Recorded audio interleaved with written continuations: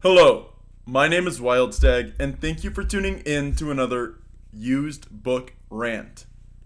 Today, I'm going to be covering this book, New Tricks. One of those by John Levitt. It is the sequel to Dog Days and is a fun book, only about 300 pages, small, very quick, one of those mysteries, that urban fantasy mysteries that I discussed a while back. I bought this back in December while on vacation back east at McKay Books in Manassas, Virginia.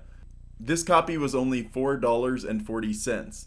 Now, it was kind of weird because instead of having all of the copies of this book on one shelf or even in one section, they were scattered about throughout the L's. So each shelf, the section, the fantasy section was organized by author's name.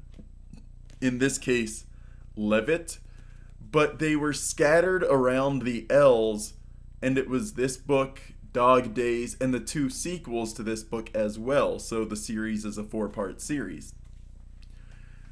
But what was kind of weird is that each of these books was like, oh, there's one, two, three, four, and it's on like this shelf right here, and then another 2, 3, 4 up on here, and then 1, 2, and 3 down here, and then like 1, 2, and 4, not 3, on this shelf, and some of them were standing up, some of them were lying down. So whoever does the organization at McKay Books, why? Why do you do this? It was strangely irritating to me and my girlfriend when we were there because it just was hard to find some books, but then other books were so common you could find them sorted much the same way as this series. So, the reason you can't read the word tricks is because the McKay Books tag is still there. This urban fantasy continues the story of Mason, who in the previous one was investigating a case where several magic users in the San Francisco area were showing up without their ifrits, their familiars, and some of them were losing their power entirely. What this book does is another investigation. He's effectively a part-time investigator. He works with some friends of his, and this one brings that into a more worldwide sense. Most magic user communities have someone that is very powerful and well connected and has some money and uses those resources to make sure that everyone is kind of on level, that the magic users in the area are not letting the knowledge of magic out into the wider world, but more to the point that they're not harassing people that don't have magic, that they're not bringing any threats into existence, so on and so forth. And what this book does is include someone who is doing an investigation because what appears to have been the case is that someone, one of Mason's old flames, was found kind of a shell of a person, empty, and what they determine is that someone must have tried to body hop, basically possess that person. What they do for their investigation is that all signs seem to point towards a black practitioner, someone who practices like dark magic kind of stuff. And some people from the, I want to say it's Portland, maybe Seattle community, come down to help Mason and his associates with this investigation. And then it also turns out that the person who is kind of in charge of the enforcement group up in that northern community, his sister was involved romantically, or at the very least sexually, with this black practitioner in question. there was a bad breakup, and then that black practitioner moved to the San Francisco area.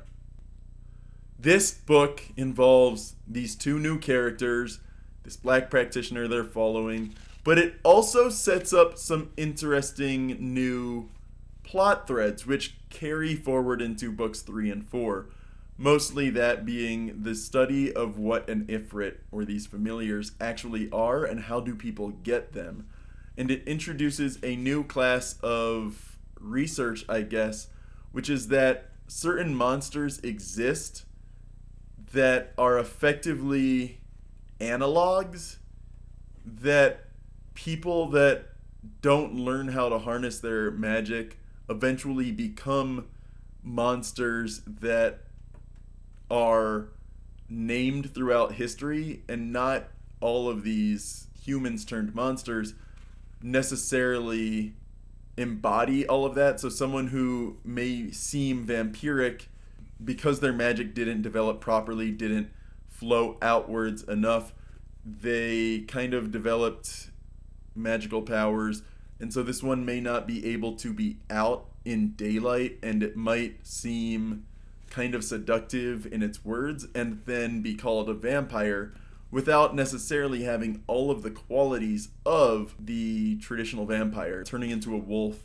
or a bat, the blood sucking, it has some of that but not all of that.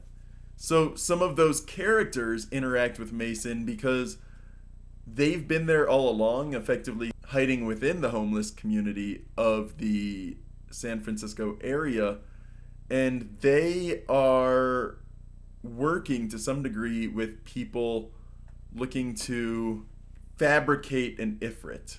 And what some of the more mentally stable humans turned monsters believe is that an Ifrit can kind of siphon off some of the magic user's own power, and that might allow them to transition back into more mundane human society. Whereas some of them are so monstrous they can never return, even with some of their magic energy being siphoned off to this creature, with the belief being that a magic user unknowingly creates their own familiar. This community of humans turned kind of monstrous, those ones that are more developed are willing to help those who are less developed. And so there's a plot line about working with those people to develop that familiar, that Ifrit, and instead accidentally creating facsimiles of Ifrits, not quite actual Ifrits and not quite successful, but creating a portal to other worlds, like a tear in the fabric of reality. And that's happening at the same time as this attempted body possession. And other characters from the first book interact here again. So in the first book, Mason gets involved with an herbalist, and she is capable of using magic, but not in the sense of using spells or anything like Mason or most any other magic user.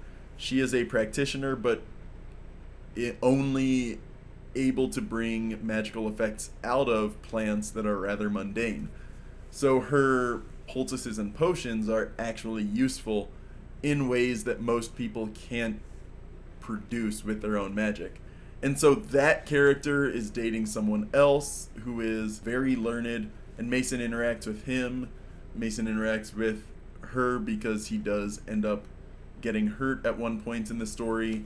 There's cases of monsters, there's cases of black practitioners, people trying to use magic for evil ends. It's an interesting book, and for only about 312 pages, it does double duty, both expanding the setting and proceeding with this investigation. I'm not going to spoil anything, but the idea of a magic user effectively feeding energy into the Ifrit siphoning off excess, ends up progressing throughout the books 3 and 4. The tear in the fabric of reality that allows for other dimensions, other realities to get into Earth, carries through in books 3 and 4. Reoccurring characters in this book that were in the first one carry through in 3 and 4. So it does set up a continuing story throughout. And the closure of that tear is something that carries throughout 3 and 4. The Ifrit studies carry throughout 3 and 4. All of this sets up the world so that more stories can happen in it. It kind of does that duty because the first book I feel like was written as if it were a one-shot, and this one, like so many sequels, and like Noel Perrin says in Second Person Rural, which I covered recently, sometimes an author makes sequels because they're chasing a high from a previous book, and this is what New Tricks feels like to some degree. It only progresses 4 books, and so clearly the author decided, I'm not going to keep on making this forever. I'm going to make these books and complete this story. So to some degree, he ejects himself from that situation, that scenario that Noel Perrin discusses, where people keep on making more and more books trying to chase that high. That doesn't happen in this case. This book is copyright 2008. This is Ace Mass Market Edition, December 2008. And it's a pretty good book. It doesn't feel old, but it also doesn't incorporate too much technology into it, so it doesn't feel dated either. The cover art is by Don Sipley, the cover design by Annette Fjord Effects. And yeah, this design, I don't know who that model is, but it's a really cool design and it carries forward. They use the same model, they use the same appearance of the dog. So overall, I liked this book, and I liked it enough to continue reading books 3 and 4. I liked book 1 enough that I felt that buying 2, 3, and 4 all at once was worth it. And yeah, this was a very fun book to read. If you find it, whether you're going to McKay Books and you see one of its many copies there, or if you're at just any other used bookstore, I would recommend picking it up for cheap. If you somehow see it new, I don't know where you would, but if you do see it new for some reason, it's worth picking up new. Anyway, my name is Wildstag, and thank you for tuning in to another used book rant.